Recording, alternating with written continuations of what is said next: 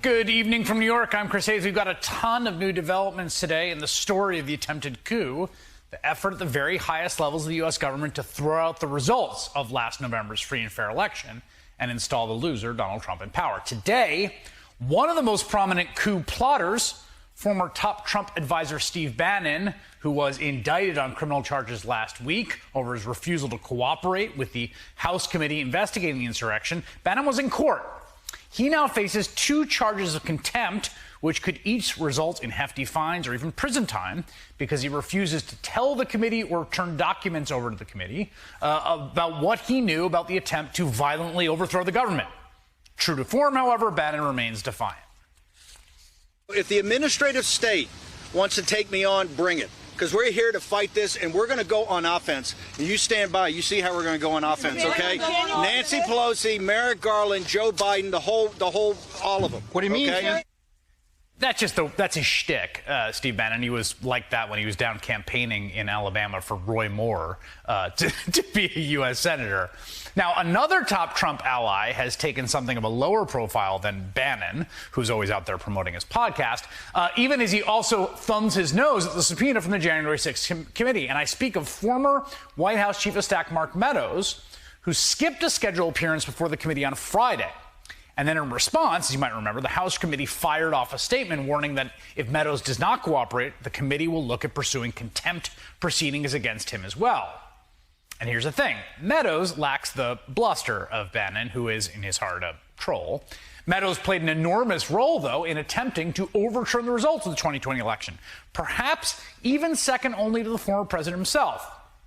We now know, for example, that Meadows pressured the Department of Justice to investigate Trump's utterly bonkers claims of voter fraud. I mean, even some of the most ridiculous ones. According to leaked emails, Meadows actually reached out to the acting Attorney General, Jeffrey Rosen, asking the DOJ to look into, among other conspiracies, quote, a fantastical theory that people in Italy had used military technology and satellites to remotely tamper with voting machines in the United States and switch votes for Trump to votes for Joe Biden. Yes, that there was an Italian conspiracy to use satellites to switch votes, okay?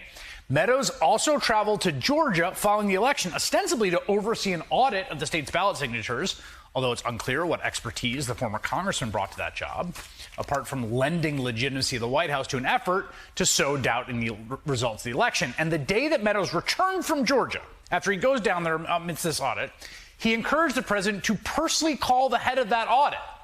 And Trump then did just that. This is not Raffensperger. This is someone, a subordinate, telling her, quote, when the right answers come out, you will be praised.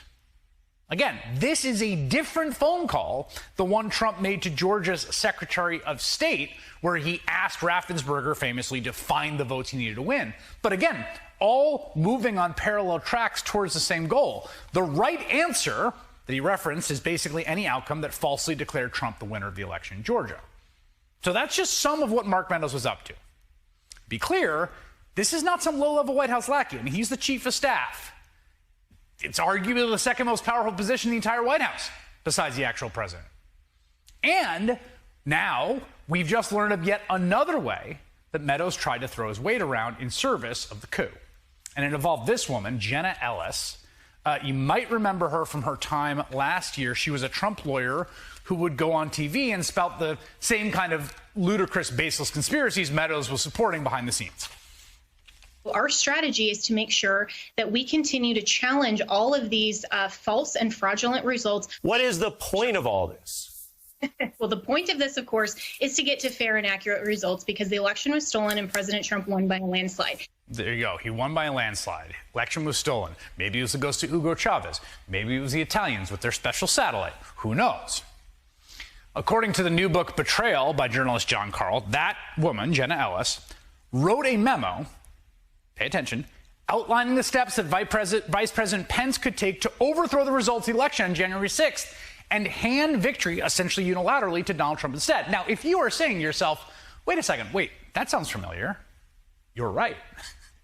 But to be clear, this is a different coup memo from another lawyer than the previously reported coup memo written by one of Trump's other lawyers. Multiple coup memos, both of them encouraging Mike Pence to unilaterally essentially declare Donald Trump the winner more or less, to overthrow the results of the election on January 6th. And according to Carl's book, Meadows made sure that this memo, the "you can do it, Mike, you can throw out 240 years of peaceful transfer of power," that this memo from Ellis, the conspiracy-touting lawyer you just saw on Ari's show, that it made its way to Mike Pence's office. We know what the game was here. The signal from the White House that it expected Pence to do its bidding. That was why Donald Trump was up there, painting a target on his back. That's why he tweeted. And it's something, to give the bare minimum of credit, that Pence did not do.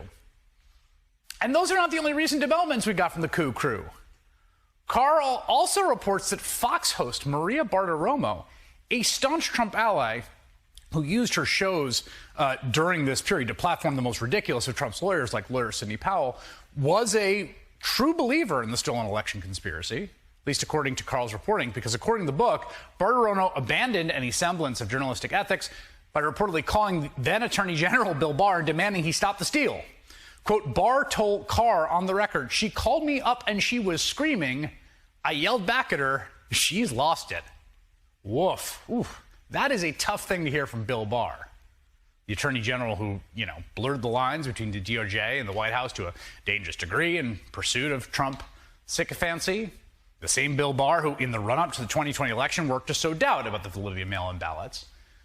By the end, even that Bill Barr, who had a really serious case of Fox News brain, had enough of the increasingly brazen attempts to overthrow American democracy that he yelled back at Maria Bartiromo, calling him up to stop the steal. But other prominent supporters just doubled down instead, like retired Lieutenant General Michael Flynn. That would be Trump's first national security advisor, who pleaded guilty to lying to the FBI after Trump lost.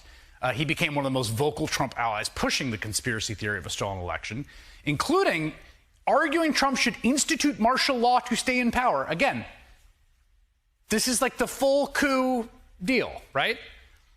His involvement with the Stop the Steal hysteria earned him, it would appear, a subpoena from the January 6th committee as well. And frankly, not really surprising. Since leaving politics, Flynn has rebranded himself as a prominent figure in fringe political movements on the right. Take a listen to what he had to say over the weekend.